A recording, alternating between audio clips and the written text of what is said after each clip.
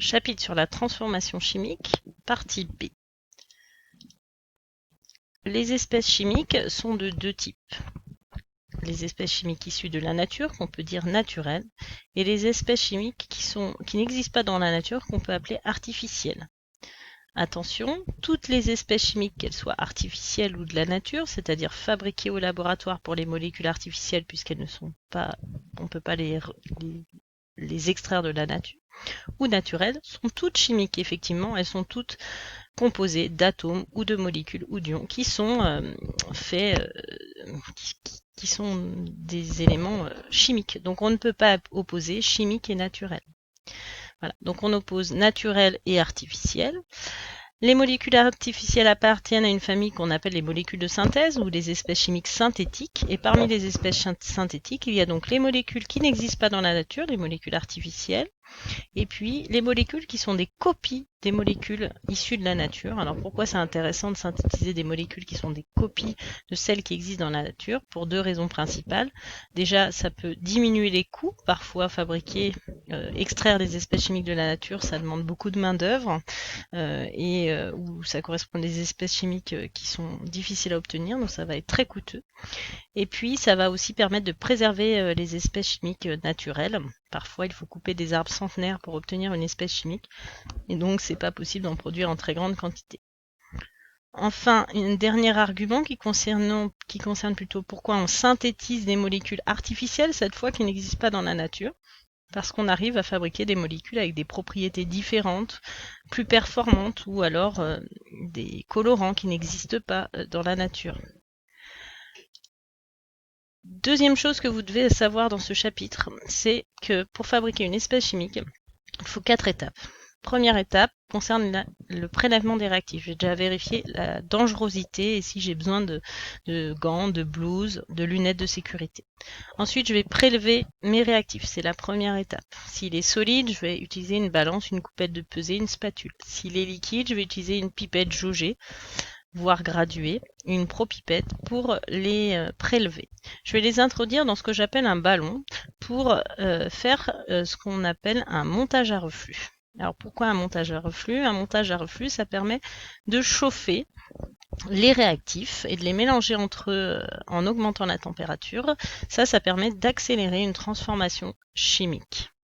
Alors le problème du chauffage, c'est que du coup, je vais avoir formé des vapeurs qui vont avoir tendance à s'échapper du ballon si je mets rien au-dessus, ou alors si je mets un bouchon, ça va faire des surpressions, et donc je vais pas pouvoir laisser le bouchon, il va sauter assez rapidement. Du coup, quand je fais un chauffage à reflux, je suis obligée de mettre en plus au-dessus ce que j'appelle un réfrigérant à eau. Donc c'est un tube, il y a deux tubes, un dans lequel les vapeurs vont pouvoir circuler, et un tout autour dans lequel je vais faire circuler de l'eau froide. Donc les vapeurs qui vont monter vont être au contact de ce tube froid et donc vont repasser à l'état liquide, elles vont se liquéfier et retomber dans le ballon. On dit qu'elles refluent dans le ballon, d'où le nom du montage. Il me faut aussi donc un chauffe-ballon pour chauffer, c'est logique. Un support élévateur qui me permet, si la réaction s'emballe, de très vite baisser le chauffage, donc c'est un élément de sécurité. Et je précise donc quand même que l'arrivée d'eau se fait toujours par le bas et sort par le haut pour remplir au mieux mon tube réfrigérant et qu'il soit le plus froid possible, donc le plus efficace possible. Donc ce montage à reflux me permet de chauffer des réactifs afin d'accélérer une transformation sans perte de matière puisque les vapeurs vont retomber au fur et à mesure dans le ballon et continuer à réagir pour former les produits. Une fois que j'ai fini cette transformation chimique, souvent j'ai plusieurs produits, il y en a un seul qui m'intéresse. Il va falloir donc que j'isole le produit qui m'intéresse. Ça, c'est l'étape qu'on appelle de filtration ou d'extraction qui sera vue en classe de première. Enfin, il faut que j'analyse le produit que j'ai formé, que je l'identifie pour être sûr que j'ai fabriqué ce que j'attendais. Pour ça, j'ai plusieurs techniques. Soit j'ai des techniques physiques, je vais identifier les caractéristiques physiques du produit formé. Par exemple, mesurer sa température de fusion. Je ne sais pas si vous vous rappelez, on a fait ça dans l'année, par exemple avec un banc-fleur. Ou alors, je vais pouvoir réaliser, donc en méthode physique, il y a aussi déterminer sa masse volumique par exemple, ou déterminer sa température d'ébullition.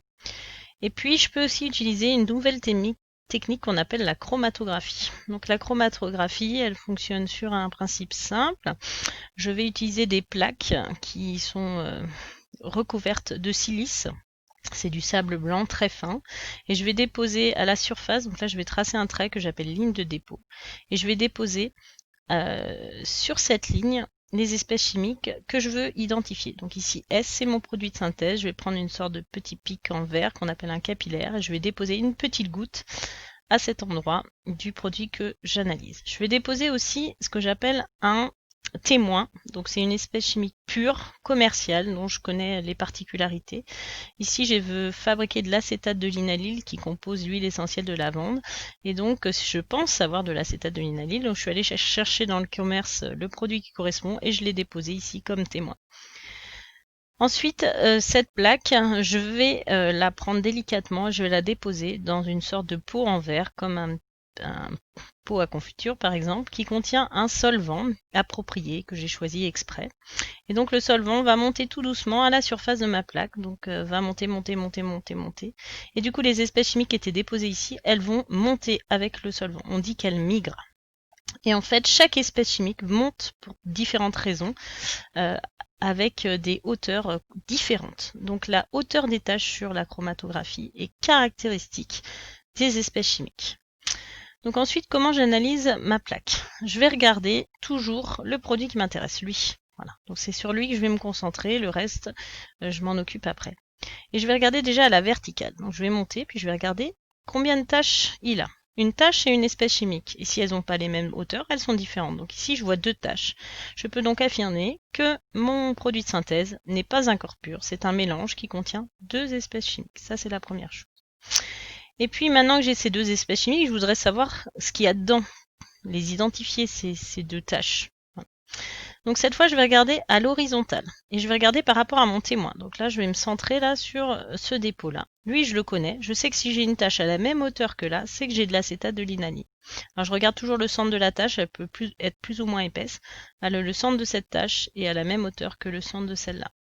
Et donc cette tache de mon produit de synthèse, je peux affirmer que c'est l'acétate de linalyle. Donc finalement, en conclusion, si je regarde mon témoin, je peux dire hop, à la verticale que j'ai 2 espèces chimiques pour mon produit de synthèse et que l'une des 2 est identifiable, c'est de l'acétate de linalyle. L'autre, j'ai pas de référence, je ne sais pas. Alors, à quoi correspond là ce que j'ai mis à gauche? En fait, comme on a parlé de produits naturels et produits de synthèse, là j'ai déposé à gauche en même temps le produit issu de la nature qui est l'huile essentielle qu'on peut récupérer de la lavande naturelle. Et qu'est-ce que je vois? Pareil, je vais l'analyser. Et je vais l'analyser par rapport à mon acétate de linalyle. Donc je regarde déjà la verticale, je vois que lui, il n'a pas de tache, mais il en a plus, il en a moins 1, 2, 3, 4, 5, peut-être une 6e là, c'est difficile à déterminer. Donc déjà, il y a beaucoup plus d'espèces chimiques. Et ce que je vois, c'est que lui aussi, il a une tache à la même hauteur que l'acétate de linalyle. Donc il contient l'acétate de linalyle. Il a une tache aussi qui est à la même hauteur que la première là, du produit de synthèse. Donc ces 2-là sont pareils, mais j'ai pas de témoin pour dire ce que c'est. La seule chose, je peux dire que dans les 2, en commun, j'ai ces 2 taches. Et puis les autres, pareil, je ne peux pas les identifier, j'ai pas de témoin non plus. Donc ce que je vois en tout cas, c'est que mon produit de synthèse n'est pas tout à fait identique à l'huile essentielle issue de la nature. Il y a 2 espèces chimiques qui sont en commun, puisqu'elles sont à la même hauteur. Et par contre, mon huile essentielle de lavande issue de la nature est globalement plus riche, puisqu'elle contient plus d'espèces chimiques que le produit de synthèse. Mais voilà, la plupart du temps, vous n'auriez pas ce dépôt-là qui est plus compliqué à identifier. Il faut vraiment vous centrer entre le produit qui m'intéresse, celui-là que je dois identifier, et les témoins qui sont des corps purs avec une seule tâche que je dois comparer pour pouvoir identifier les tâches que j'ai là ici.